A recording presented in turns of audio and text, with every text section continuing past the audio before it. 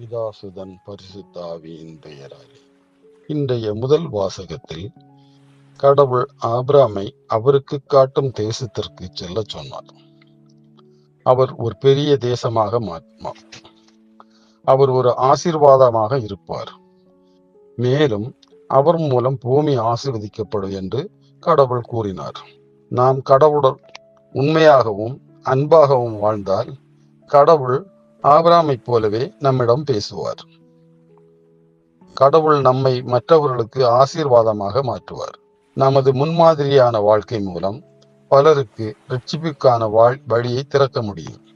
இன்றைய 2ஆம் வாசகத்தில் கடவுளின் வல்லமையை நம்புவதன் மூலம் நற்செய்திக்காக துன்பங்களில் பங்கு கொள்ள நாம் அழைக்கப்பட்டுள்ளோம் என்பதை புனித பவுல் நமக்கு நினைவூட்டுகிறார். நற்செய்தியை படிப்போம், தியானிப்போம், அதை நம் வாழ்வில் நடைமுறைப்படுத்தவும். இவ்வாறு நாம் பல ஆன்மாக்களை வெல்ல முடியும். இன்றைய நற்செய்தியில் இயேசுவின் உருவாக்கத்தை காண்கிறோம்.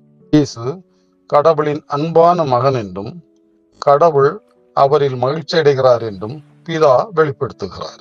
இயேசு நியாயப்பிரமாணம் மற்றும் தீர்க்கதரிசிகளின் நிறைவேற்றம். பிதாவாகிய தேவன் நாம் இயேசுவை முயற்சி செய்து கீழ்ப்படிந்து பின்பற்ற விரும்புகிறார். நமது முன்மாதிரியான வாழ்க்கையில் சொர்க்கத்தை மகிழ்ச்சி அடை செய்வோம். நம் வாழ்க்கையின் மூலம் பலருக்கு இயேசுவை அறிவிக்க முடியும். ஆமென்.